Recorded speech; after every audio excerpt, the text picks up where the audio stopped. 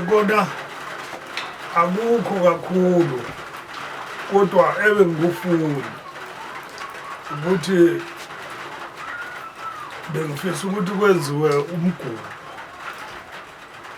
umgubho lowo uzovuselela nakwezinye indawo sikhetho okuseyikona mhlawumbe ukuxhumana nokuthi ubuyisa indlovu sesilekelelana nalabo besemgubheni ngoba yami inhliziyo beyithi ake kube nomgubho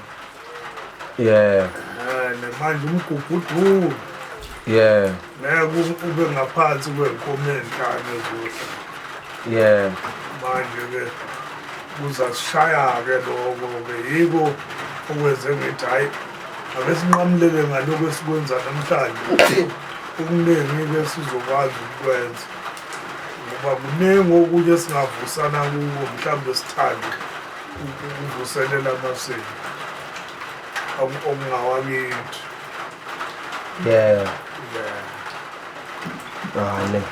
Kezwakala mkhulu, kezwakala. Nathi cha siyathokoza ukuthola ithuba eliyinqayizivele kanjena lokuthi sihlangane nawe. Sibonga kona ukuthi usiphe nje isikhathi sakho nesineke usiqezisa nje emlandweni wakoNdlovu nokusamukela nje ekhaya ngezandla ezifudumele.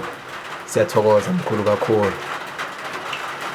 Siyathemba futhi ukuthi-ke asigcini njengoba silana nje sisazobambisana sisebenzisane sizama ukuthekela wonke lo mlando siwuhlanganise ngelinye ilanga kuyophuma-ke umqulu wonke amadlovu angeke athi mina umlando wami awukho la wonke kumele abe khona.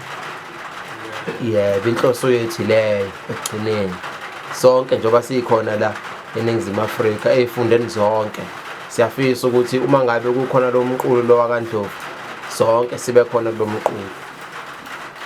Ngokuhlukana kwethu kusho ukuthi ukuhlukana kwazo zonke ingqongqolo lezi ezafika la zifuduka khona oSuthu zisuka khona le phezulu ko-Uganda njengoba usuke wachaza. Yebo mkhulu. Hawu Ntokozo, mfana wami ngifisa nje uNkulunkulu akakubeke ukwazi ukuxhumanisa lokhu iphupho lakho ngoba sendize lathola nathi kade ungasazi.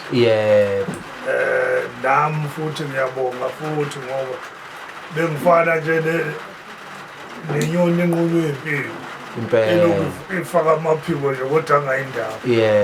Ngiyabonga ukuthi noma ngabe kade izongithatha iCorolla seyongithatha sengikukhiphile nami engikwaziyo ngaphakathi. Nengane zami nani nobani oyobuza. Engikufisayo ingxoxo esiyixoxayo engathi ngakha. impela. Kube khona nani nithi nisizakele ku nabayezayo abayoqhamuka kuthiwa basizakele. Yiloko bengifuna kakhulu ngoba nami ngiyafuna ukuthi sisizane siwakhe lamandulo. Nathi sibe nezizwe sifane nezizwe ethe ukuhlakanipha hayi sibe abantu nje. Ngingafuni lokhu empilweni yami ukuthi asibe abantu. Futhi esamaphupho-ke lami engiwaphuphayo oyothi mhlawumbe usufile bese sesithe xaxa. Impela. Nokwamanje ngizothi nje ngiphakamisa ukubonga kakhulu. Ndoma, malunga, bani singelwayo bonke nje abakwaDlovu. Kunjalo mkhulu, siyathokoza nathi.